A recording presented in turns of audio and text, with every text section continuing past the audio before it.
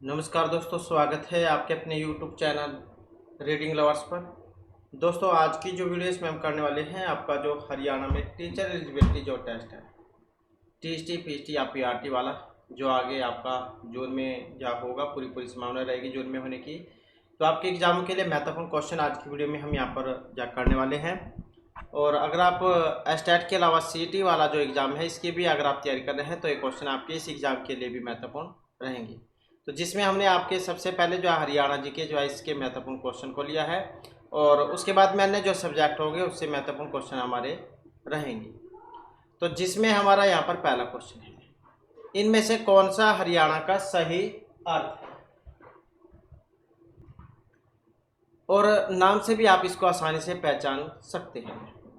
ईश्वर का निवास, धन देवता, फसल का देवता या नाच का देवता। हरि अन्न मतलब भगवान जो है हरि, उनका अन्न। तो हरियाणा को ईश्वर का निवास भी कहा जाता है। तो ऑप्शन ए यहाँ पर हो जाएगा।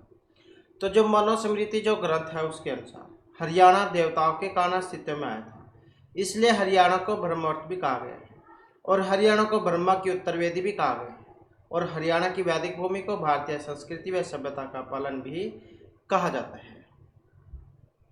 नेक्स्ट हमारा क्वेश्चन है, हरियाणा के निम्नलिखित गांव में से किस गांव में दुनिया की सबसे प्राचीन सिंधु घाटी सभ्यता के स्थल मौजूद है? राखीगढ़ी, पेटवाड़, सिसई, कला या बांसमेर। तो दुनिया की सबसे प्राचीन सिंधु घाटी सभ्यता के स्थल मौजूद है, और ये राखीगढ़ी स्थान है, जो ऑप्शन ए में यहाँ पर दिया गया है।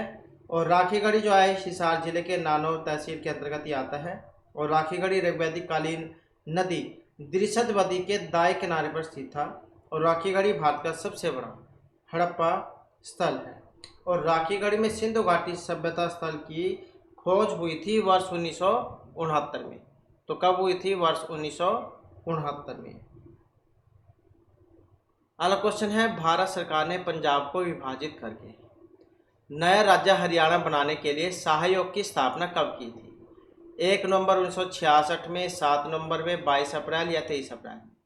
तो भारत सरकार ने पंजाब को विभाजित करके नया राज्य हरियाणा बनाने के लिए सहयोग की स्थापना की थी, और ये की गई थी 23 अप्रैल को। तो 23 अप्रैल को हुई थी 1966 में। और इसमें जो अध्यक्ष थे, सर्वोच्च न्यायालय के न्यायाधीश थे ये JC शाह, और इसके अलावा दो सदस्य भी थे इसमें, S दत्त और MM फिलिप।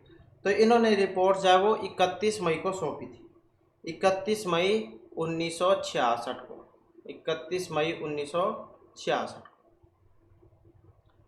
अगला क्वेश्चन आ जाता है, हरियाणा के किस जिले में व्हीकल ट्रैकिंग सिस्टम पर आधारित किलोमीटर योजना शुरू की गई है? गुड़गांव, नूंह, महेंद्रगढ़ या फिर अम्बाला?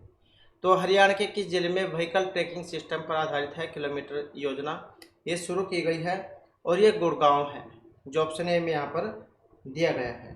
और ये जो किलोमीटर योजना जो है व्हीकल ट्रैकिंग सिस्टम सर्वप्रथम जो गुड़गांव है वहाँ पर तो शुरू हुई थी, और कब हुई थी? ये 27 दिसंबर को, 27 दिसंबर और 2019 में शुरू की गई थी।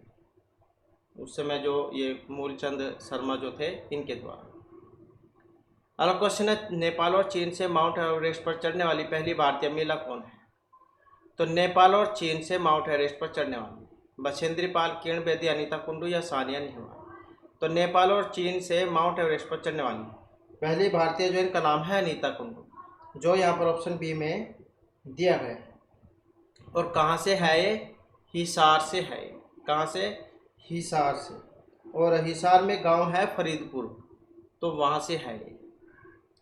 अगला क्वेश्चन आ जाता है, 1 जनवरी 2020 की स्थिति में पंजाब और हरियाणा उच्च न्यायालय के वर्तमान मुख्य न्यायाधीश के रूप में नियुक्त किया गया था। तो यहाँ पर 2020 वाली जाए पूछा गया है, तो उस समय तो रविशंकर झा थे। और अब की पूछे जाए तो इसमें जाए जो सील नागू जो है, ये है 36वें नंबर के चीफ जस्टिस। तो ये 35वें नंबर के थे। और उसके बाद फिर जो 36वां नंबर जो है, इसमें ये जो चीफ जस्टिस है सील नागू, तो इनका क्रम आ जाता है। नेक्स्ट आ जाता है हमारा क्वेश्चन यहाँ पर, निम्नलिखित में किसे हरियाणा के पहले राज्य कवि के पद से सुशोभित होने का गौरव प्राप्त है? तो हरियाणा के पहले राज्य कवि के पद पर सुशोभित होने का जो गौरव प्राप्त है तो किन्हें प्राप्त है, और जो यहाँ पर ऑप्शन डी में दिए गए हैं। तो राज्य कवि जो है यहाँ पर ये उदयभानु हंस है। और देश में देश हरियाणा, हरियाणा गौरव गाथा, भेड़ियों के डंग, हंस मुक्तावली उदयभानु हंस के द्वारा रचित जाए काव्य है। अगला क्वेश्चन आ जाता है टूटा हुआ आदमी जो उपन्यास है, इसके जो रचयिता इनमें कौन है टूटा हुआ उपन्यास के? तो ये मोहन चोपड़ा है, केसी यादव है, दीदार सिंह है, प्रेम चौधरी है। तो टूटा हुआ आदमी जो उपन्यास है इसके रचयिता कौन है? तो इसके रचयिता है मोहन चोपड़ा, जो यहाँ पर ऑप्शन ए में दिए गए हैं। टूटा हुआ आदमी, बाहें, नीड़ के आगे, सुबह के पहले, ये कुछ रचनाएं जो हरियाणा के प्रथम जो ये सफल उपन्यासकार थे श्री मोहन चोपड़ा, तो इनके द्वारा रचित है। और इनका जो पहला जो उपन्यास जो है वो बहने के नाम से आया था 1956 में। और इनकी दो पुस्तकें जो है कविता की नई सुबह के चरण 1968 में आई थी, और कॉफ़ी हाउस में मैना ये 2000 में आई थी। तो इसके साथ ही आप याद रखिएगा। तो जैसे यहाँ पर ये इसके बारे में है, इसकी अन्य जो रचनाएं के बारे में आ सकता है तो महत्वपूर्ण हो जाता है यहाँ पर एग्जाम की दृष्टि से, तो वो भी आप याद रखिएगा। तो टूटा हुआ आदमी, बाहें, नीड़ के आगे, सुबह की पहली, ये जो रचनाएं हैं जो हरियाणा के जो प्रथम सफल उपन्यासकार हैं श्री मोहन चोपड़ा, इनके द्वारा रचित है। और इनका जो पहला उपन्यास है बहने आया था 1956 में, और इनकी दो पुस्तकें कविता की नई सुबह की चरण 1968 में आई थी, और कॉफ़ी हाउस में मैना ये 2000 में आई थी। इसके बाद है हरियाणा उर्दू अकादमी की स्थापना इनमें से किस सन में हुई थी? 24 नवंबर 1985, 87, 23 दिसंबर या 22 दिसंबर में? तो हरियाणा उर्दू अकादमी की स्थापना किस सन में की गई थी? स्थापना की बात करें तो ये 22 दिसंबर थी डेट, 22 दिसंबर 1985, जो ऑप्शन डी में यहाँ पर दिया गया है। और हरियाणा का पहला एवं अंतिम उर्दू जो राज्य कवि है इनका नाम है अनूप चंद आफ्ताब, ये भी आप याद रखिएगा, पानीपत से इनका संबंध था। और उर्दू अकादमी का जो सबसे बड़ा पुरस्कार है फ़ख्र ए हरियाणा, ये वाला है, इसमें राशि जाओ 5 लाख रुपए दी जाती है, तो ये भी आप याद रखिएगा। और जो हाली पुरस्कार है इसमें राशि है 3 लाख रुपए। तो उर्दू का है, ये आप याद रखिएगा, उर्दू में दिए जाने वाला जो पुरस्कार है सबसे बड़ा पुरस्कार फ़ख्र ए हरियाणा है, 5 लाख रुपए इसमें दिए जाते हैं। अगला क्वेश्चन है इनमें से किस भाषा को हरियाणा की सबसे पुरानी भाषा माना जाता है? खड़ी बोली, पंजाबी, हरियाणवी या फिर हिंदी को? तो कौन सी भाषा है जिसको हरियाणा की सबसे पुरानी भाषा कहा जाता है? तो ये खड़ी बोली है, जो ऑप्शन ए में यहाँ पर दी गई है। तो हरियाणा भाषा की उत्पत्ति खड़ी बोली या फिर कौरवी भाषा से मानी गई है, और कौरवी का शुद्ध रूप बिजनौरी को माना जाता है, और खड़ी बोली को हरियाणा की सबसे पुरानी भाषा भी कहा गया है। अगला क्वेश्चन आ जाता है निम्नलिखित में से कौन सा पर्वत श्रृंखला हरियाणा के उत्तर पूर्व में स्थित है? तो अरावली श्रेणी है, शिवालिक है, सह्याद्री रेंज पर्वतमाला या फिर नीलाद्री है? तो ये कौन सी उत्तर पूर्व में है?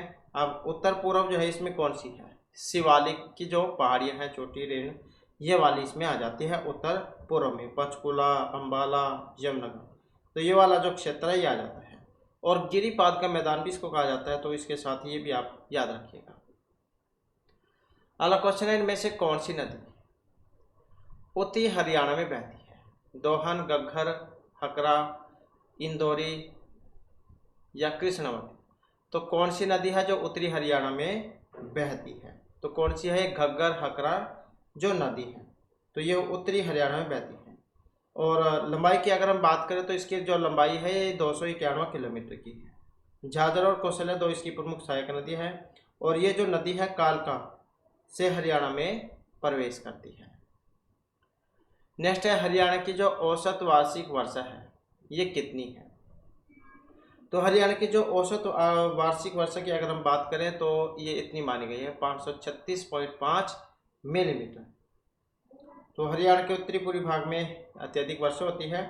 और यमुनानगर का जो छछरौली है इसको या हरियाणा का चेरपुंजी भी कहा जाता है, क्योंकि सबसे ज़्यादा बरसात जो है इसी क्षेत्र में होती है। नेक्स्ट है, दी गई नदियों में से कौन सी नदी घग्गर नदी की सहायक है? घग्गर नदी की सहायक इसमें डांगरी, यमुना, कौशल्या या सरस्वती कौन से वाली है? तो ये जो ऑप्शन बी में यहाँ पर आई है, कौन सी? कौशल्या। तो झाझर और कौशल्या जो है घग्गर नदी की सहायक नदी है। और घाघरा जो नदी है घग्गर नदी, ये यमुना सतलुज के मैदान से बहने वाली एक बरसाती नदी है। तो कैसी है? बरसाती नदी है। जब ज़्यादा बरसात होती है तो इसकी वजह से जब बाढ़ भी आ जाती है। नेक्स्ट है 2011 में कि जो जनगणना उसके अनुसार हरियाणा का लिंग अनुपात था 2011 के अनुसार इनमें से कितना था लिंग अनुपात? अब इनके अनुसार जो लिंग अनुपात जो है यहाँ पर ये 879 था। तो 1000 पुरुषों पर, तो ये ऑप्शन ए वाला हो जाएगा इसमें। अगला क्वेश्चन है, जनवरी 2020 की स्थिति में हरियाणा मानव अधिकार आयोग के अध्यक्ष कौन थे? तो उस समय कौन थे? तो ये थे सतीश कुमार मित्तल, जो यहाँ पर ऑप्शन सी में दिए गए हैं। और ये जो मानव अधिकार जो संरक्षण अधिनियम है 1993 की धारा 21 के तहत दिसंबर 2012 में हरियाणा मानव अधिकार आयोग का गठन हुआ था। तो आ जाता है गठन कब हुआ था? 2012, दिसंबर 2012 में। अगला क्वेश्चन है, इनमें से किस वर्ष में हरियाणा सहकारी समिति अधिनियम पारित किया गया था? तो हरियाणा सहकारी समिति अधिनियम जो 1984 में, 82, 81 या 87 में, तो हरियाणा सहकारी समिति अधिनियम पारित हुआ था और ये हुआ था 1984 में, जो यहाँ पर ऑप्शन ए में आया है। नेक्स्ट आ जाता है, इनमें से कौन सा हरियाणा का एक नृत्य है जिसकी उत्पत्ति महाभारत के समय में हुई थी? तो नृत्य है और उत्पत्ति जैसे महाभारत के टाइम से की है डफ, छड़ी, घूमर या फिर धमाल। तो कौन सा है?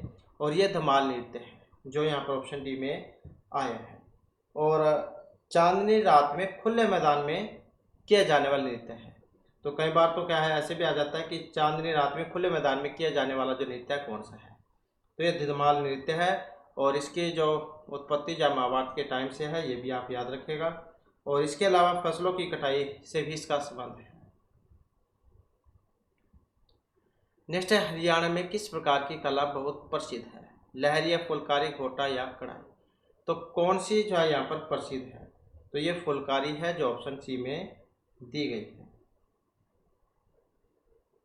तो ये डब्बी नुमा जो फुलकारी की कढ़ाई वाली जो ओढ़नी है उसको फुलकारी कहा गया है और शॉल बनाने की एक कला है। इसके बाद है, सूरजकुंड जो अंतर्राष्ट्रीय शिल्प मेला था पहली बार आयोजित किया गया था। अब सूरजकुंड फरीदाबाद में लगता है प्रत्येक वर्ष फरवरी के महीने में। अब यहाँ पर पहली बार जब आयोजित हुआ था 57, 97, 67, 87। तो कब हुआ था? और ये हुआ था वर्ष 1987 में। तो सूरजकुंड अंतर्राष्ट्रीय शिल्प मेला पहली बार कब आयोजित हुआ था? वर्ष 1987 में। और वर्ष 2013 में इसे अंतर्राष्ट्रीय मेले का दर्जा मिला था। और अभी तो फिलहाल ये एक बार ही होता है वर्ष में, और ऐसा जा सुनने में आया है कि अब ये 2 बार जा हो करेगा। नेक्स्ट है, पानीपत की जो दूसरी लड़ाई है ये लड़ी गई थी अकबर और हेमू के बीच में, बाबर और इब्राहिम लोदी, मराठा और इब्राहिम लोदी, या फिर अहमद शाह दुरानी और मराठों के बीच में। तो पानीपत जो अपनी 3 महत्वपूर्ण जो लड़ाई है उनके लिए जाना जाता है। तो 3 महत्वपूर्ण लड़ाई हुई थी 26, 56 और 1761 में। तो दूसरे वाले की यहाँ पर बात इसमें हुई है। तो दूसरे वाली जो थी अकबर और हेमू, तो इनके बीच में हुई थी। और कब हुई थी? 5 नवंबर को। 5 नवंबर और 5 नवंबर 1556 में। तो 5 नवंबर 1556 में ये हुई थी। और ये जो युद्ध था इसमें हेमू की क्या है, पराजय हो गई थी, जो अकबर के संरक्षक था बैरम खान। नेक्स्ट आ जाता है, स्वतंत्रता के समय हरियाणा किस राज्य का हिस्सा था? पंजाब, हिमाचल प्रदेश, जम्मू या गुजरात का? तो स्वतंत्रता के समय जो हरियाणा जो था ये पंजाब का था। तो पंजाब का था, पंजाब से पहले ये उत्तर प्रदेश में था ये। तो स्वतंत्रता के समय हरियाणा पंजाब का हिस्सा था। और हरियाणा का जो नव राज्य के रूप में जो गठन हुआ था, भारत का जो संविधान था, इसमें 18वां संशोधन हुआ था 1966 में। 1966 में इसके अंतर्गत हुआ था। फिर 1 नवंबर 1966 को जो है ये हरियाणा पंजाब से अलग हो गया था। और भारत का जो 17वां राज्य था, 17वां राज्य इसके रूप में अस्तित्व में आया था। और हरियाणा को जो पंजाब से जो हिस्सा मिला था ये 35.81% था। इतना हिस्सा जो है हरियाणा को मिला था।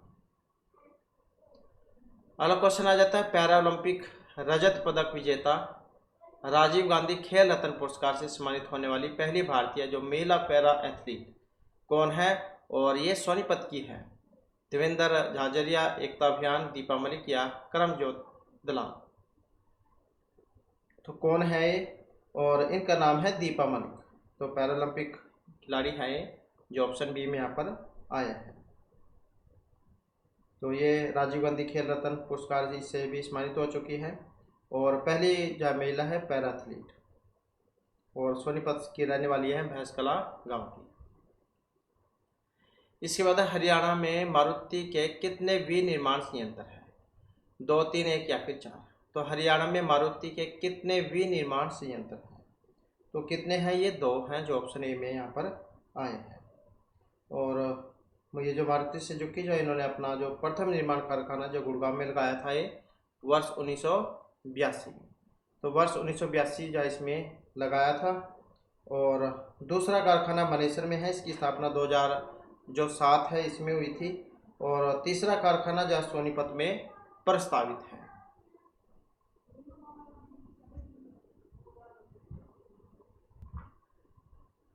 नेक्स्ट आ जाता है हमारा ओलंपिक में पदक जीतने वाली। ओलंपिक में पदक जीतने वाली पहली भारतीय महिला पहलवान कौन है? इनका नाम गीता फोगाट है, साक्षी मलिक है, बबीता कुमारी या विनेश फोगाट है? तो ओलंपिक में पदक जीतने वाली पहली भारतीय महिला पहलवान, और इनका नाम साक्षी मलिक है, जो ऑप्शन सी में यहाँ पर दिया गया है। और रोहतक का जो मोखरा गांव है वहाँ से इनका संबंध है। नेक्स्ट आ जाता है क्वेश्चन हमारा, राजा नाहर सिंह क्रिकेट स्टेडियम हरियाणा का निर्माण ये करवाया जाएगा, मतलब हुआ है फरीदाबाद, गुड़गांव, कुरुक्षेत्र या फिर बल्लभगढ़ में? तो राजा नाहर सिंह क्रिकेट स्टेडियम कहाँ पर है ये? और ये फरीदाबाद में है, तो ऑप्शन इसका ये वाला हो जाएगा। और 1981 में इसकी स्थापना हुई थी और पहले मयूर स्टेडियम के नाम से इसे जाना जाता था। तो राजा नाहर सिंह जैन के नाम पर है ये नाहर सिंह स्टेडियम। नेक्स्ट है, पंडित लक्ष्मीचंद को हरियाणवी संगीत शैली रागनी और सांग के लिए जब सम्मान दिया गया था तो कौन सा था? सूर्य कवि का, उदय कवि, हास्य या मौलाना कवि का? तो पंडित लक्ष्मीचंद को रागनी और सांग के लिए जाना जाता है। तो इन्हें जो एक सम्मान मिला हुआ था, तो कौन सा था ये? तो ये सूर्य कवि का था, जो यहाँ पर ऑप्शन ए में आया है। नेक्स्ट आ जाता है, हरियाणा उर्दू अकादमी की स्थापना ये हुई थी 22 दिसंबर 1945 में, 22 दिसंबर 1985 में, 22 मई या 20 जनवरी 1985 में? तो हरियाणा उर्दू अकादमी की स्थापना हुई थी और जो यहाँ पर ऑप्शन सी में आया है ये हुई थी 22 दिसंबर 1985 में। और हरियाणा उर्दू अकादमी की पत्रिका कौन सा है? यमुना तट। नेक्स्ट है, गांव की ओर ये लिखा गया था मधुकांत सुंदरदास श्री जगत राय संत सूरदास के द्वारा, गांव की ओर। तो इसका जो संबंध है श्री मधुकांत से है, जो ऑप्शन ए में यहाँ पर दिया गया है। तो इनके द्वारा ये लिखा गया था गांव की ओर।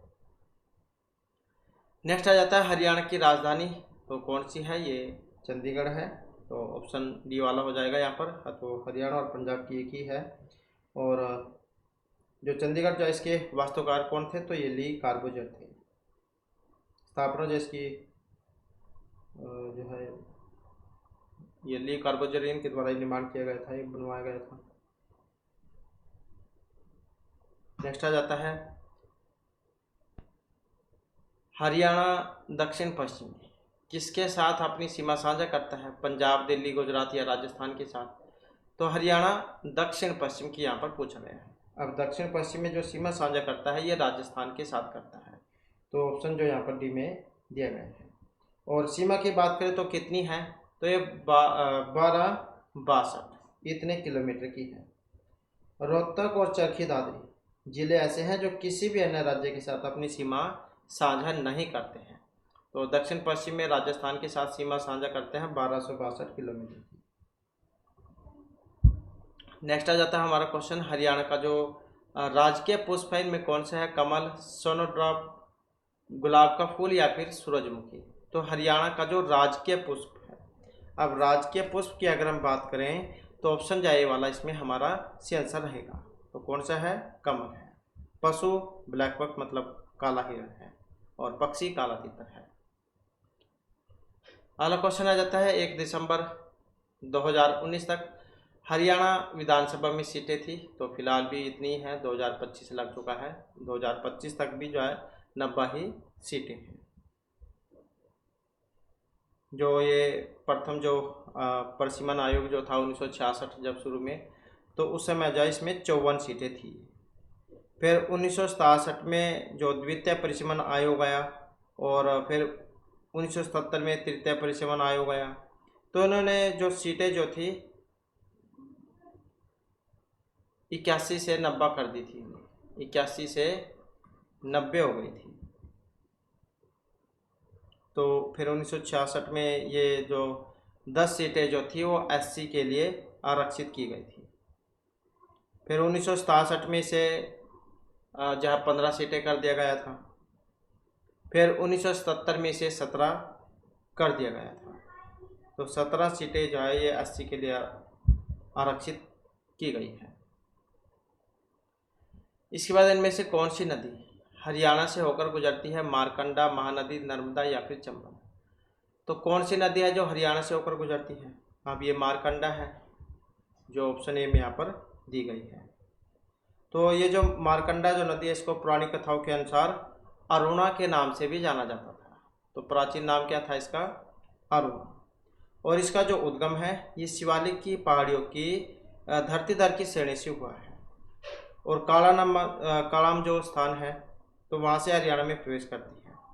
और इसकी सहायक नदियों की अगर हम बात करें तो इसमें जहाँ टांगरी आ जाती है, और नकटी आ जाती है, नकटी, और रण आ जाती है, और बेगना आ जाती है, बेगना। तो ये इसकी यह सहायक नदियाँ हैं। नेक्स्ट आ जाता है हरियाणा के किस जिले में खोलही रैतान वन्य जीव अभयारण्य है? झज्जर, रेवाड़ी, पंचकुला या फिर कुरुक्षेत्र में? तो खोलही रैतान वन्य जीव अभयारण्य है, कहाँ पर है ये? तो ये पंचकुला में है। और इसकी स्थापना हुई थी 10 दिसंबर में, 10 दिसंबर और 2004 में, 10 दिसंबर 2004 को इसकी स्थापना हुई थी। और ये जो अभयारण्य है 4882.96 हेक्टेयर में ये फैला हुआ है।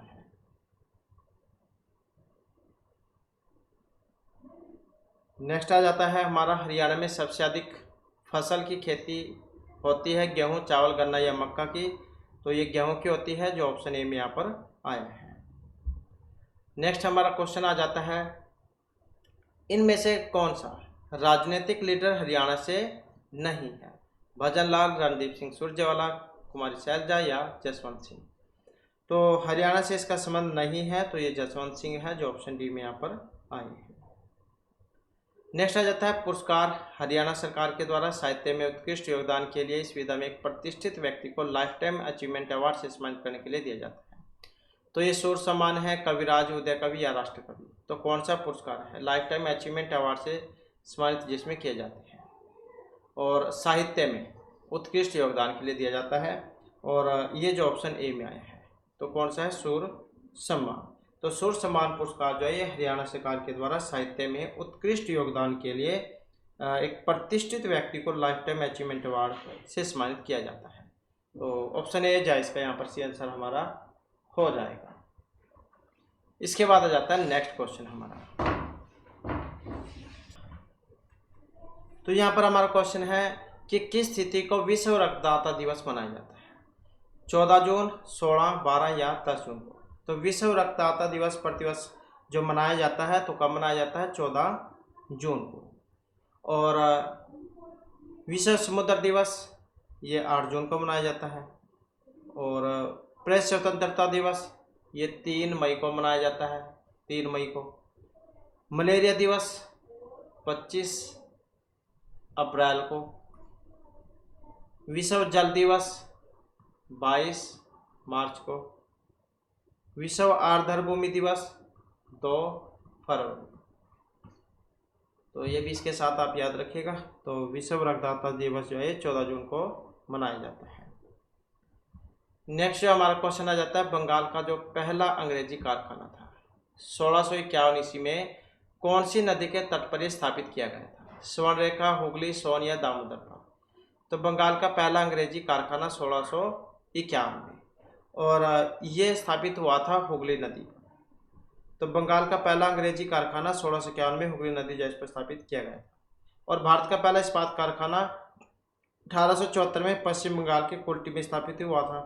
और प्रथम एल्युमिनियम कारखाना 1937 में पश्चिम बंगाल के आसनसोल जो स्थान है वहाँ पर स्थापित हुआ था। और भारत में आधुनिक स्तर का प्रथम सूती कपड़ा मिल ये 1818 में था। 1818 में कलकत्ता में फोर्ट ग्लस्टर में स्थापित किया गया था। तो अंग्रेजी कारखाना जो है 1651 में यह हुगली जो नदी है इसके तट पर स्थापित किया गया था। इसके बाद है भारत सरकार के द्वारा वर्ष हाथी परियोजना का शुभारंभ किया गया था। तो ये जो प्रोजेक्ट एलिफेंट है हाथी परियोजना, इसका शुभारंभ भारत सरकार के द्वारा कब कराया गया था? तो ये किया गया था वर्ष 1992 में। इसमें संपूर्ण भारत के 23 जो राज्य थे वो उनको शामिल किया गया था। और भारत सरकार के द्वारा संचालित जो वन्य जीव संरक्षण परियोजना है जिसमें बाघ परियोजना थी ये 1973 में शुरू की गई थी। गेंडा परियोजना 1987 में शुरू की गई थी। लाल पंडा परियोजना ये 1996 में शुरू की गई थी। और हिम तेंदुआ परियोजना ये 2009 में शुरू की गई थी। नेक्स्ट क्वेश्चन हमारा 6/25, 4/25 और 3/35 का जो लासा हो जो होगा, लासा लघुत्तम समापवर्तक वो कितना होगा? तो कितना होगा? तो इसमें हम क्या करेंगे, 6, 4 और 3 का लघुत्तम, 6, 4, 3 का लघुत्तम बटे में 25, 45 और 35 का महत्तम समापवर्तक।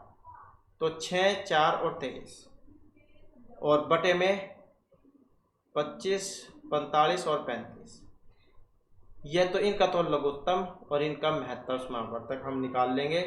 तो कितना आएगा? 12/5 ये वाला आएगा जो ऑप्शन 2 में यहाँ पर दिया गया है।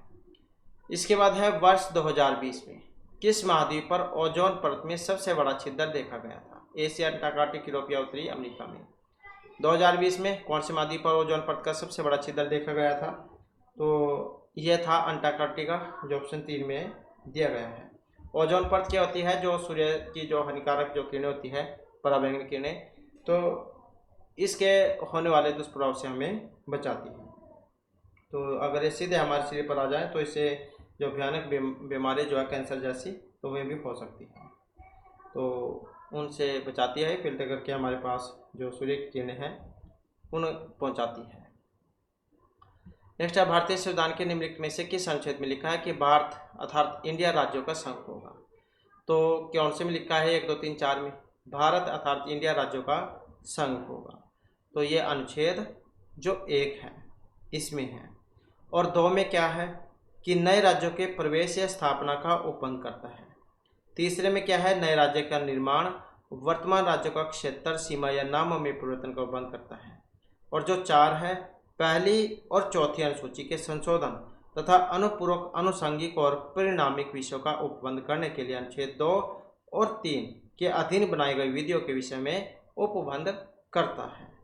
तो ऑप्शन 1 जो इसमें मतलब जो है ये इसको माना गया है भारतीय संविधान का अनुच्छेद 1, इसके अनुसार इंडिया अर्थात भारत राज्यों का संघ होगा।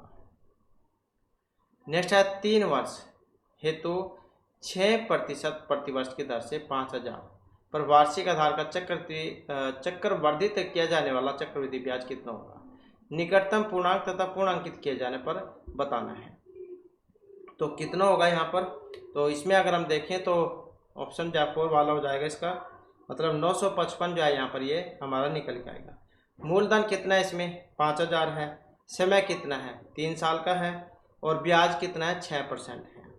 तो चक्रवृद्धि ब्याज वाला फार्मूला यहाँ पर लगाना होगा हमने। तो इसे लगाएंगे जब 5,000 1 प्लस में 6/100 और समय 3 और माइनस 5,000 हो जाएगा। फिर जब हम इसे हल करेंगे तो ये आएगा आपका निकल के इनका, तो ये आ जाएगा 59,55,08 और इसमें से हम 5,000 जो कम कर लेंगे तो कम करके जो हमारा 955 ये आ जाएगा 1 2 3, तो ये आ जाएगा इसमें 08। नेक्स्ट है यदि 1 डिग्री न्यून कोण है और कोट थीटा मतलब 12/35 है, तो जो SEC जो है इसका मान कितना होगा, साइन थीटा जो है SEC इसका मान कितना होगा। तो यहाँ पर देखें तो जो है ये 37/12 जो है इसके निकल के आएगा। नेक्स्ट है सिस्टेमा नेचुरी नामक पुस्तक स्वीडिश वनस्पति शास्त्री के द्वारा लिखी गई है। तो सिस्टेमा नेचुरी नामक जो पुस्तक है ये स्वीडिश वनस्पति शास्त्री के द्वारा लिखी गई है। तो Anders Dahl, Carl Linnaeus, Carl Peter Thunberg या गोरान रोथमैन। तो इसमें अगर हम देखें तो ऑप्शन 2 वाला हो जाएगा इसमें। तो ये कार्ल लिनियस है। तो ये जो पुस्तक जो है इसमें लगभग जो ये 10,000 जो प्रजातियां जो है उनका बारे में वर्णन है। 10,000 प्रजातियों के बारे में लगभग जो इसमें 7,700 वनस्पति प्रजातियों के बारे में वर्णन है और 4,400 पशुओं के बारे में है, इसमें प्रजातियों के बारे में वर्णन है और लैटिन भाषा में प्रकाशित है। लैटिन भाषा में अगला क्वेश्चन आ जाता है इनमें से कौन सा जानवर मोलस्का का उदाहरण नहीं है, स्कोलोपेंड्रा, संघ, ऑक्टोपस या घोंघा। तो कौन सा जानवर मोलस्का का उदाहरण नहीं है, ये ऑप्शन 1 वाला स्कोलोपेंड्रा। स्कोलोपेंड्रा के उष्णकटिबंधीय कण खजूरों की एक समृद्ध प्रजाति है। मोलस्का अकशेरुकी जंतुओं का एक बड़ा समूह है। इनका शरीर नरम और खंडित नहीं होता है और सामान्यतः एक कैलकेरियस सेल के द्वारा संरक्षित होता है। और ये वाला जो समूह है इसमें घोंघा, ऑक्टोपस, कैलम और सीप जैसे परिचित जीव शामिल हैं। नेक्स्ट आ जाता है क्रिकेट खिलाड़ी मार्क वुड, जॉनी बेयरस्टो और स्टुअर्ट ब्रॉड किस देश से संबंधित है। तो क्रिकेट खिलाड़ी है मार्क वुड, जॉनी बेयरस्टो और स्टुअर्ट ब्रॉड। तो इनका जो संबंध है ये इंग्लैंड से है, तो इंग्लैंड के खिलाड़ी हैं। नेक्स्ट है यदि एक बोतल का 3/5 भाग भरा हुआ है तो बोतल के भरे हुए भाग और उसके खाली भाग का अनुपात आपने बताना है। तो कितना होगा 3:2 हो जाएगा, मतलब बोतल का भरा हुआ भाग कितना है 3/5 और खाली भाग कितना है, तो ये हो जाएगा 1 - 3/5 ये हो जाएगा। तो कितना आ जाएगा 2/5। तो इनका जो अनुपात कितना होगा 3/5 और 2/5, तो कितना आएगा 3:2।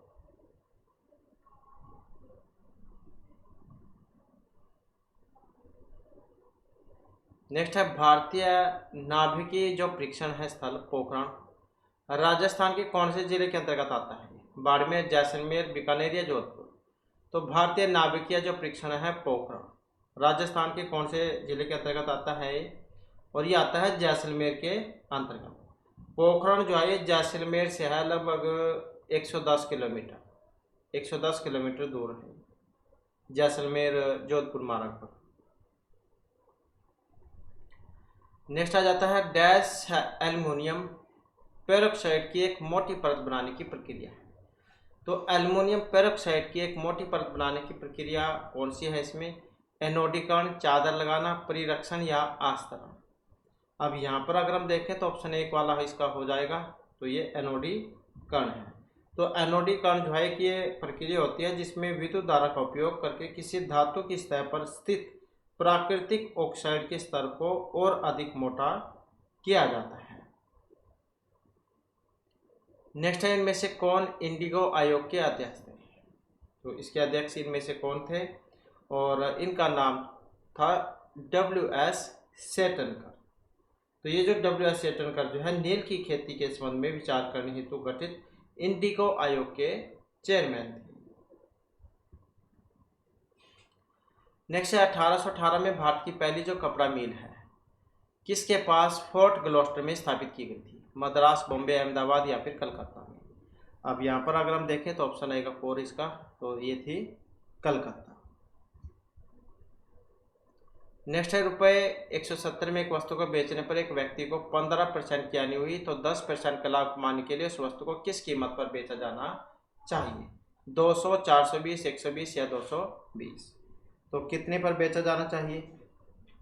तो यहाँ पर अगर हम देखें तो वस्तु का जो विक्रय मूल्य है कितना है? विक्रय मूल्य 170 और जो क्रय मूल्य है वो हमने देखना है। तो क्रय मूल्य के लिए क्या करेंगे हम?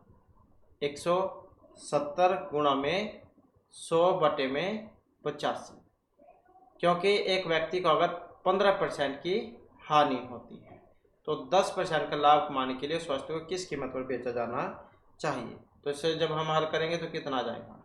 200, और अगर 10% का लाभ लेना हो तो कितना हो जाएगा? 200 गुणा में 10% मतलब 110 और बटे में 100, ये हो जाएगा। तो कितना आएगा ये? 220। तो 220 फिर ये निकल के आएगा।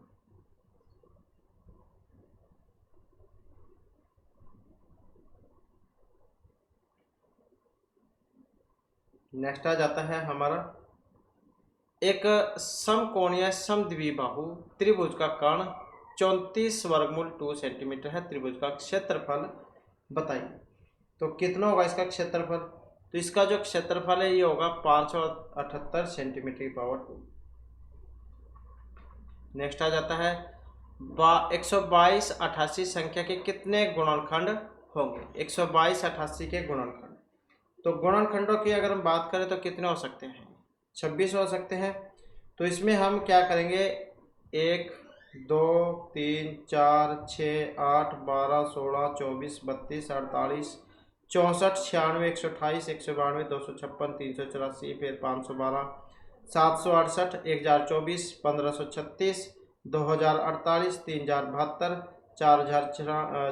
4096 और 61 44 और फिर 12 288। तो 26 हो जाएंगे, 26। इसके बाद क्षेत्रफल की दृष्टि से निम्नलिखित में से कौन सा भारत का सबसे छोटा केंद्र शासित प्रदेश है? तो क्षेत्रफल की दृष्टि से भारत का सबसे छोटा जो केंद्र शासित प्रदेश है ये लक्षद्वीप है, जो ऑप्शन 3 में यहाँ पर दिया गया है। और भारत की अगर हम बात करें तो क्षेत्रफल की दृष्टि से भारत का सबसे छोटा राज्य गोवा और सबसे बड़ा राज्य राजस्थान है। जम्मू कश्मीर क्षेत्रफल की दृष्टि से भारत का सबसे बड़ा केंद्र शासित प्रदेश है और क्षेत्रफल की दृष्टि से भारत का सबसे छोटा केंद्र शासित प्रदेश में लक्षद्वीप है। और कुल स्थायी क्षेत्रफल जो है इसका ये 32 जो है वर्ग किलोमीटर है, 32 वर्ग किलोमीटर। नेक्स्ट हमारा क्वेश्चन आ जाता है हैदराबाद को हाईटेक सिटी के रूप में जाना जाता है। हाईटेक जो है यहाँ पर इसका पूर्ण रूप कौन सा है? हाईटेक का पूर्ण रूप की अगर हम बात करें तो ऑप्शन आएगा 4 वाला इसमें, Hyderabad information technology and engineering consultancy. तो Hyderabad information technology and engineering consultancy. Next आ जाता है दिए गए वृत्त में व्यास ए बी को बढ़ी हुई जीवा सी डी से बिंदु पी मिलाने के लिए बढ़ाया जाता है। यदि ए पी सी डी और डी पी रेखाखंडों की लंबाई क्रमशः 18, 3 और 9 सेंटीमीटर है तो वृत्त की त्रिज्या की लंबाई बतानी है। तो लंबाई जो यहाँ पर कितनी होगी और ये निकल के आएगी 6 सेंटीमीटर। नेक्स्ट आ जाती है, यदि 6 धनात्मक पूर्णांकों का औसत है 55 तथा इन 6 संख्याओं में से सबसे बड़ी व सबसे छोटी संख्या के बीच 24 का अंतर है तो इन 6 पूर्णांकों में से सबसे बड़ी संख्या का अधिकतम संभव मान कितना होगा। तो कितना होगा, ये निकल के आएगा 75। अगला क्वेश्चन आ जाता है, निम्नलिखित में से भारत का सबसे दूरवर्ती अक्षांश कौन सा है। सबसे दूरवर्ती अक्षांश की बात करें तो ये दक्षिणी ध्रुव है 90 डिग्री साउथ में। नेक्स्ट है, यहाँ पर कुछ संख्या दी गई है, इनका मान आपने बताना है। 24 भाग 3 भाग 3 भाग 3 3, इनका मान कितना होगा। तो यहाँ पर कितना होगा ये, मतलब 243 1 2 3 4, तो ऐसे हो जाएगा 243 भाग 3 की पावर 4। तो कितना होगा 243 माइनस में 3 की पावर 4 मतलब 81, इतना होगा। फिर कितना आएगा 81 दिए 243, तो कितना हो जाएगा ये वाला 3। इसके बाद दिए गए वृत्त में जिसका केंद्र O है, केंद्र पर बनने वाला अधिकोण का माप 104 डिग्री है। वृत्त के भीतर बनाए गए चतुर्भुज में O के सम्मुख कोण का माप आपने बताना है। आकृति पैमाने के अनुरूप नहीं है, मतलब ऐसे कैसे वो बनेगा। तो ये होगा 128 डिग्री। नेक्स्ट आ जाता है, विश्व तपेदिक दिवस प्रतिवर्ष मनाया जाता है। तो विश्व तपेदिक दिवस प्रतिवर्ष कब मनाया जाता है, तो ये मनाया जाता है 24 मार्च को। 24 मार्च को मनाया जाता है। और पंचायती राज दिवस ये भी 24 तारीख को मनाया जाता है, लेकिन ये 24 अप्रैल को मनाया जाता है, राष्ट्रीय पंचायती राज दिवस। और राष्ट्रीय बालिका दिवस ये 24 जनवरी को मनाया जाता है। और विश्व हृदय दिवस ये मनाया जाता है 29 सितंबर को। 29 सितंबर हृदय दिवस। और ओजोन दिवस ये मनाया जाता है 16 सितंबर को।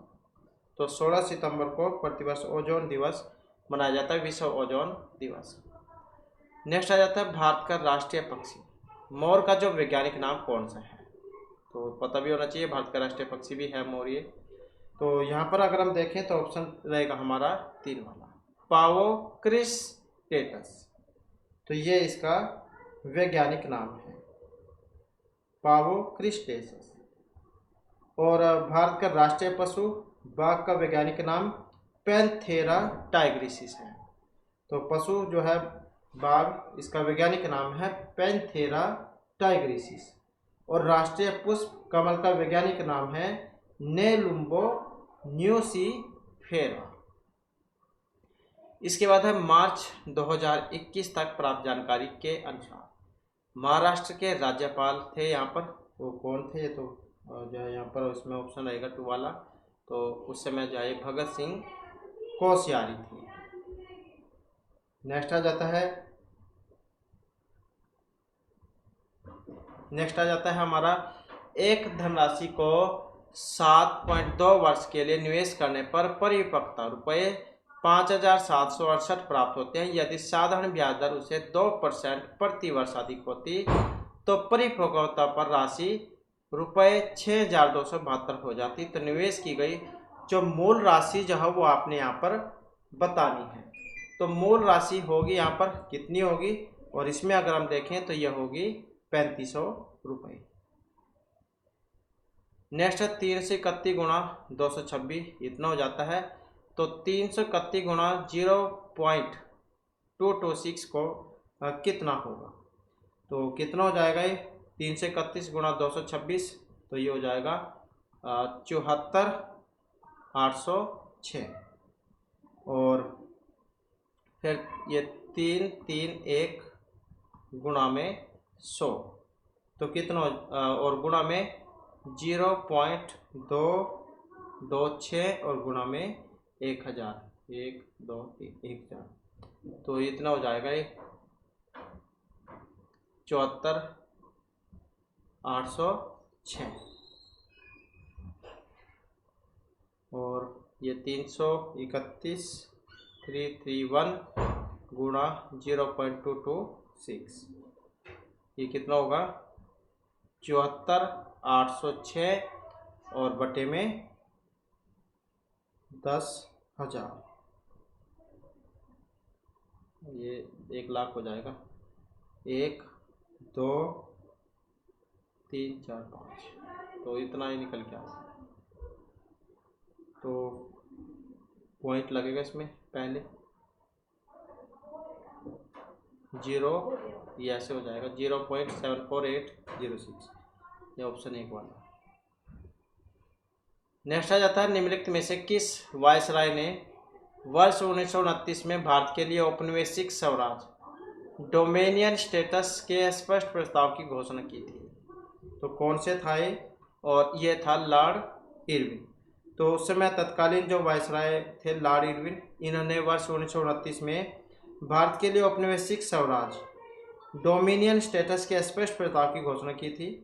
लॉर्ड रिपन को भारत में स्थानीय स्वशासन का जनक कहा जाता है। लॉर्ड कॉर्नवालिस को भारत की सिविल सेवा का जनक भी कहा जाता है। लॉर्ड कैनिंग भारत के अंतिम गवर्नर जनरल और प्रथम वायसराय थे और 1857 ईस्वी का सैनिक विद्रोह इसी के समय में हुआ था। नेक्स्ट है प्रतिवर्ष अक्टूबर माह में राजस्थान के कौन से स्थान में विश्व का सबसे बड़ा ऊंट मेला आयोजित किया जाता है? राजस्थान में अक्टूबर महीने में लगता है सबसे बड़ा ऊंट मेला। तो गोकामेड़ी, भीनमाल, पुष्कर या रामदेवरा में। तो कौन सा स्थान है? ये पुष्कर है, जो ऑप्शन 2 में यहाँ पर दिया गया है। और सूरजकुंड तो ये हरियाणा में लगता है फरवरी में। और सबसे बड़ा पशु मेला ये बिहार में लगता है सोनपुर में। तो ऊंट का जो है पुष्कर में लगता है। नेक्स्ट आ जाता है एक हॉल में मौजूद लोगों में से 6/11 लोग वहां उपलब्ध कुर्सियों में से 9/14 पर बैठे हैं और शेष लोग खड़े हैं। यदि 30 कुर्सियां खाली हैं तो हॉल में कितने लोग खड़े हैं? तो कितने लोग खड़े हो सकते हैं यहाँ पर? तो ऑप्शन 4 इसका हो जाएगा, मतलब 45। नेक्स्ट आ जाता है स्वर्णिम चतुर्भुज सुपर हाईवे का सबसे लंबा जो भाग है वो कौन सा है? तो कौन सा है इसमें? कोलकाता चेन्नई दिल्ली कोलकाता, मुंबई दिल्ली या चेन्नई मुंबई? तो स्वर्णिम चतुर्भुज सुपर हाईवे का सबसे लंबा भाग तो कौन सा है? ये कोलकाता चेन्नई खंड है। स्वर्णिम चतुर्भुज भारत का एक प्रसिद्ध राजमार्ग है जो कई औद्योगिक, सांस्कृतिक एवं कृषि संबंधी नगरों को जोड़ता है। और स्वर्णिम चतुर्भुज परियोजना भारत की सबसे बड़ी और विश्व की 5वीं सबसे बड़ी राजमार्ग परियोजना है। इसकी जो शुरुआत है 1999 में हुई थी। नेक्स्ट आ जाता है यहाँ पर क्वेश्चन आ जाता है P@Q का मतलब है पी बैन है क्योंकि। हैशटैग का मतलब है पिता है और ये डॉलर का निशान मतलब पत्नी और प्रतिशत का मतलब पुत्र है। तो ये वाले जो चिन्ह हैं अपने बहन, पिता, पुत्र, पुत्री ये वाले रख लेने हैं। तो DB का संबंध यहाँ पर बताना है। तो DB के अनुसार अगर हम देखें तो इसकी पुत्री यहाँ पर बनेगी। इसके बाद है 8/5 में से कितने घटाने पर 5/8 प्राप्त होगा? 8/5 में से कितने घटाने पर 5/8 प्राप्त होगा? तो कितना घटाने पर? तो 39/40। माना घटाई गई संख्या कितनी हो जाएगी? x हो जाएगी। तब क्या होगा? 8/5 माइनस x और बराबर 5/8। तो x बराबर क्या होगा? x बराबर हो जाएगा 8/5 और माइनस 5/8, ये हो जाएगा। तो कितना आएगा फिर? ये आ जाएगा 64 माइनस 25 और बटे में 40। तो कितना हो जाएगा? 39/40।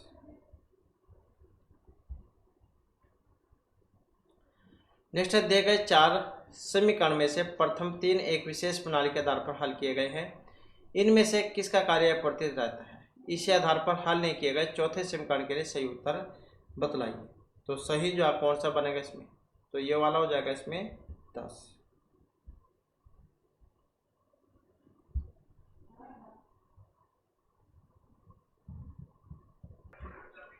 इसके बाद भी फिर हमारे यहाँ पर इंग्लिश ग्रामर जो है इसके महत्वपूर्ण क्वेश्चन आ जाते हैं, जिसमें हमारा पहला क्वेश्चन आएगा, select the most appropriate option to substitute the underline segment in the given sentence. It is very hard for her to provide the necessity of her family. तो उसके लिए अपने परिवार की आवश्यकताएं पूरी करना बहुत कठिन है। तो इसमें देखें तो यहाँ पर कौन सा जो है इसका सी आंसर रहेगा? सी आंसर की बात करें तो यहाँ पर जो सी आंसर है हमारा रहेगा ऑप्शन ए वाला, the necessity of her family. तो टू का यूज जो है यहाँ पर ये किसी एक्शन या वस्तु के प्राप्तकर्ता को इंडिकेट करने के लिए किया गया है।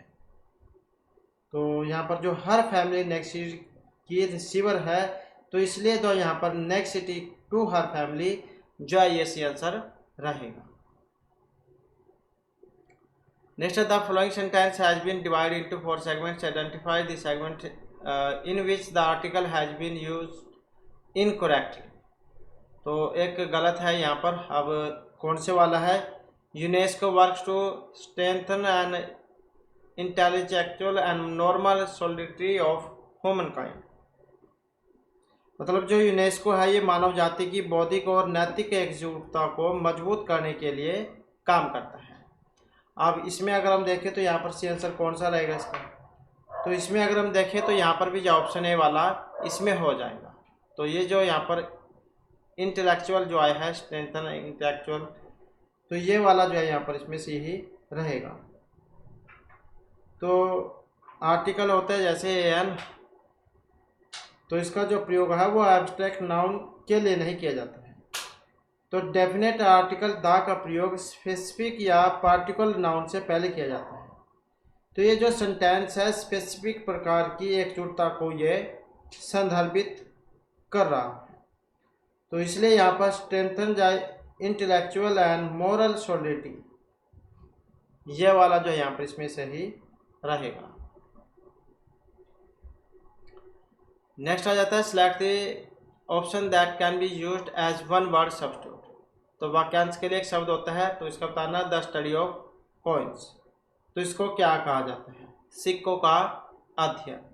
तो सिक्कों का जो अध्ययन है उसको क्या कहा जाएगा? तो न्यूमेस्टिक जो से कहा जाएगा, मुद्रा राक्षस अर्थात कह देते हैं जिसको। तो ये वाला हो जाएगा इसका, क्योंकि ये जो कोरियोग्राफी जो ये कह देते हैं उसको, जो ये नृत्य कला वाला है, नृत्य कला से संबंधित अध्ययन, नृत्य कला तो कोरियोग्राफी। और ये इंफॉर्मेटिक जो है ये सूचना प्रौद्योगिकी जो है उसको कह देते हैं, और ये कार्टोग्राफी जो है कह देते हैं मानचित्रण को। तो ये सिक्कों से संबंधित अध्ययन जाइए न्यूमेस्टिक जो इसमें आ जाएगा। नेक्स्ट आ जाता है क्वेश्चन हमारा select the incorrectly spelled word. तो इसमें भी एक क्या है यहाँ पर गलत है। अब इसमें देखें तो कौन से वाला है गलत? तो ये जो यहाँ पर ऑप्शन एक जो है इसमें दिया गया है, तो इसी को क्या है यहाँ पर इसमें गलत माना गया है। क्योंकि इसमें अगर हम देखें तो क्या होना चाहिए था इसका? E double F. तो डबल एफ जो यहाँ पर होना चाहिए था, E double F ICIENT। Efficient जो यहाँ पर इसका सही रहता, तो डबल एफ यहाँ पर होना चाहिए था। नेक्स्ट आ जाता है select the option that can be used as a one word substitute for the given group of words.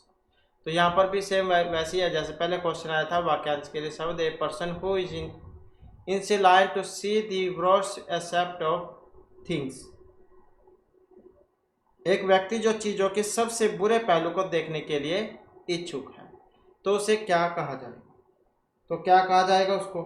और उसे कहा जाएगा पेसिमिस्ट, अर्थात निराशावादी इसको कहा जाता है, क्योंकि ये फिलैंथ्रोपिस्ट जाइए उसको कह देते हैं परोपकारी को। ऑप्टिमिस्ट ये आशावादी होता है, और एल्थरिस्ट ये भी परोपकारी ही होता है। तो एक व्यक्ति जो चीजों के सबसे बुरे पहलू को देखने के लिए इच्छुक है उसको निराशावादी कहा जाए। नेक्स्ट आ जाता है select the option that express the given sentence in passive voice. He will give a lecture on personality development. तो व्यक्तित्व विकास पर व्याख्यान देता है जो, तो मतलब इसका जब पैसिव वॉइस करेंगे तो कौन सा बनेगा, he will give a lecture on personality development. तो जब हम इसे बनाएंगे तो यहाँ पर ऑप्शन सी वाला इसका बनेगा। तो यहाँ पर जो ये ए लेक्चर यहाँ से शुरू हो जाएगा, a lecture on personality development. Will के साथ बी का प्रयोग होता है मॉडल, और third form by he him में चेंज हो जाएगा। तो a lecture on personality development will be given by him, तो ये वाला इसका सही हो जाए। नेक्स्ट आ जाता है sentence of a paragraph are given below in jumbled order. Arrange the sentence in the correct order to form a meaningful and coherent paragraph. मतलब ये लाइनें कुछ यहाँ पर आगे पीछे, इनका सही जो क्रम है वो आपने यहाँ पर बताना है।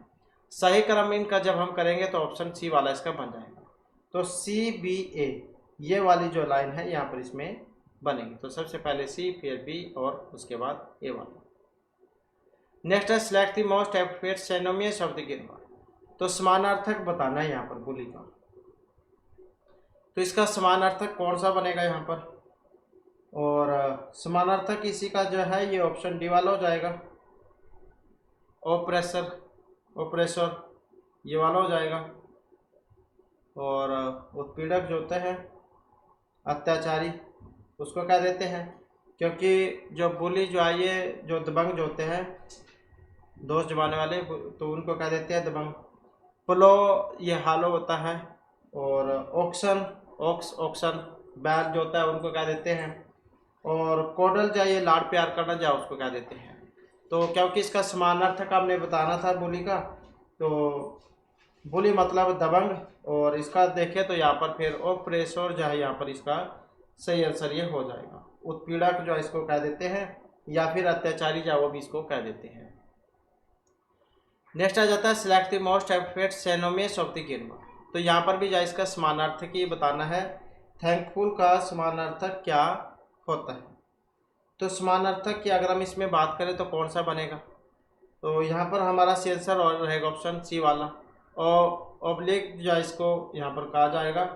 और क्योंकि अनग्रेटफुल जो है एहसान फरामोश उसको क्या देते हैं, अनग्रेटफुल को एहसान फरामोश। एफर्मेशन जाइए पुष्टि करने को क्या देते हैं, पुष्टि करने को। और ऑब्स्क्योर जाइए अस्पष्ट को क्या देते हैं। क्यों, तो इसका हमने इसी के जैसा बताना था समानार्थक। तो ऑब्लिक जाए हो जाएगा इसका कृतघ्न होना, वो क्या देते हैं इसको। नेक्स्ट है select the most appropriate option to fill in the blank. Ram went to an ice cream.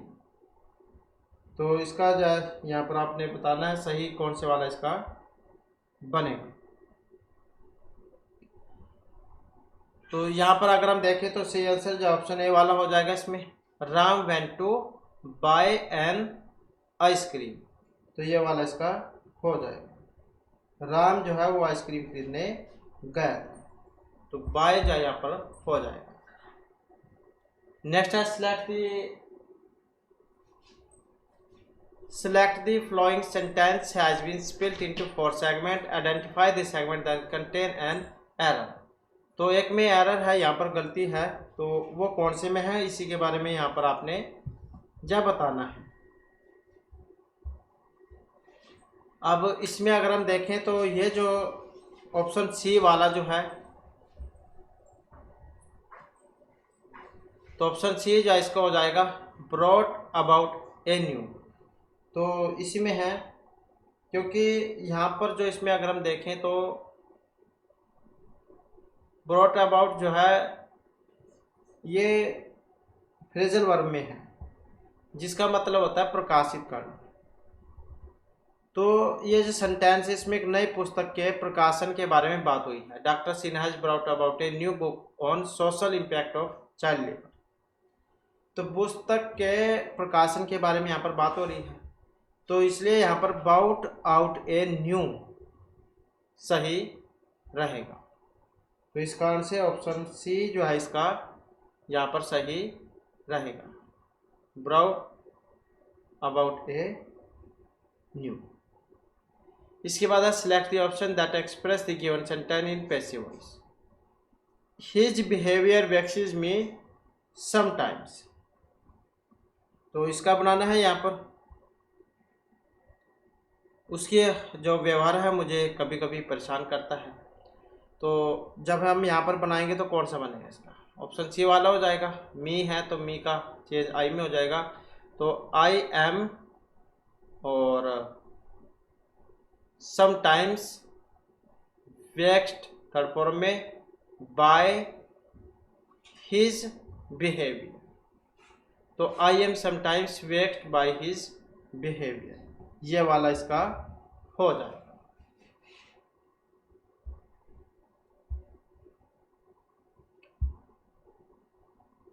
Next आ जाता है select the sentence that contains A spelling error. तो स्पेलिंग एरर है एक में। अब यहाँ पर देखें तो कौन से में है, तो ये जो ऑप्शन ए वाला है इसी में हो जाएगा। The host institute must provide the delegates with accommodation at a subsidies rate. तो इसी में हो जाएगा, क्योंकि यहाँ पर जो है इसकी जो अगर हम स्पेलिंग देखें ACCO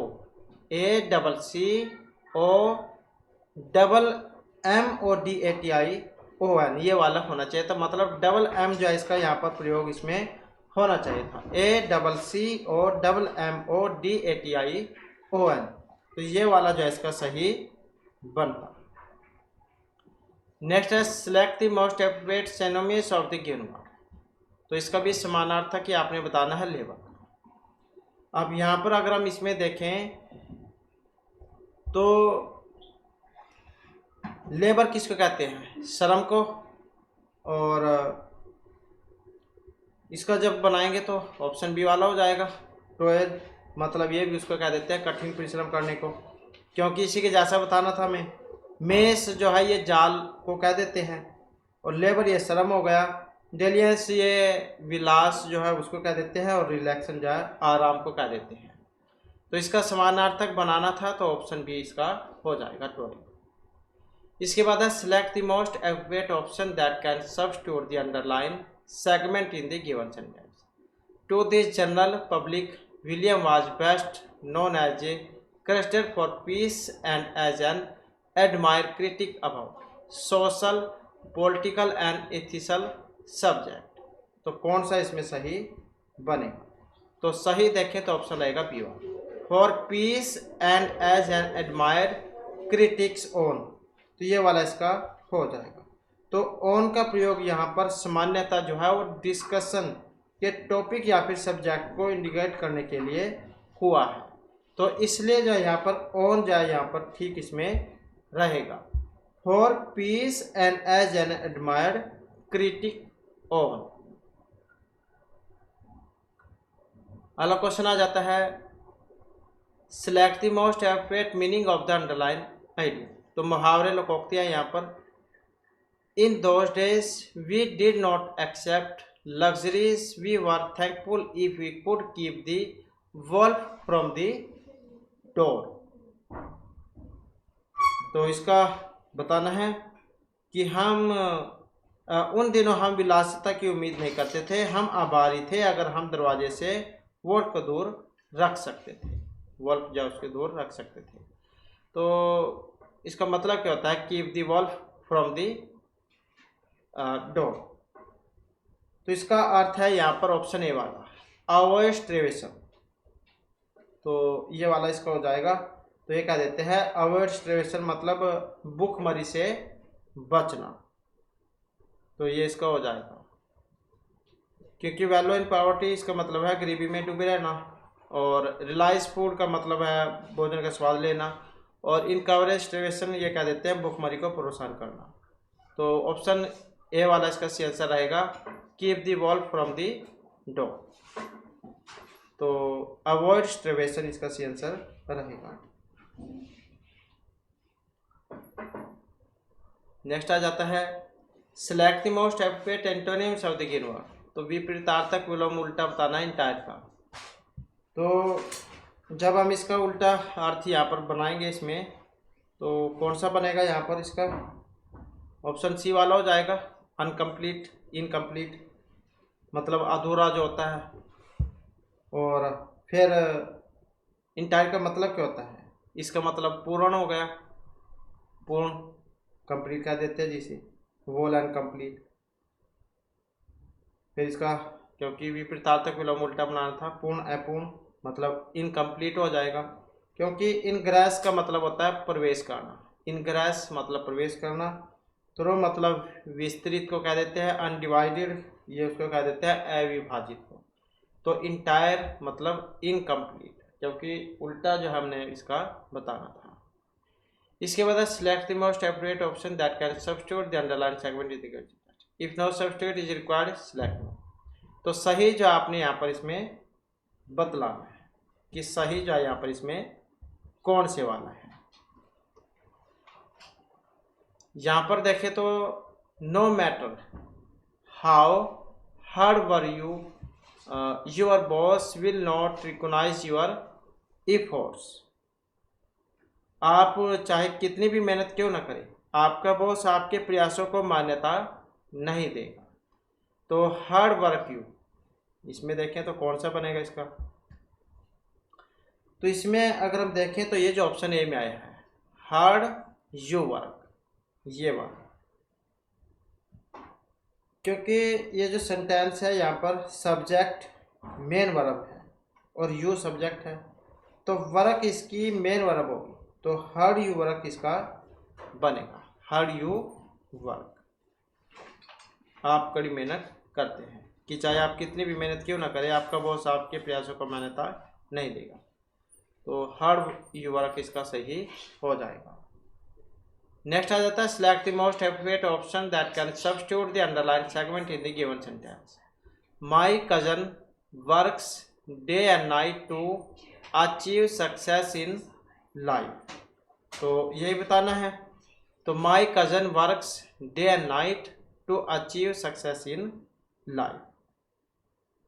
तो मेरा जो चचेरा भाई है जीवन में सफलता प्राप्त करने के लिए दिन रात मेहनत करता है, मतलब काम करता है। तो डे एंड नाइट, दिन और रात, यहाँ पर इसका बताना है सही। सही जाए यहाँ पर देखें तो ऑप्शन बी वाला हो जाएगा इसका। तो अराउंड दी क्लॉक, ये मुहावरे लोकोक्तियाँ हैं। तो दिन और रात, अराउंड दी क्लॉक, दिन और रात,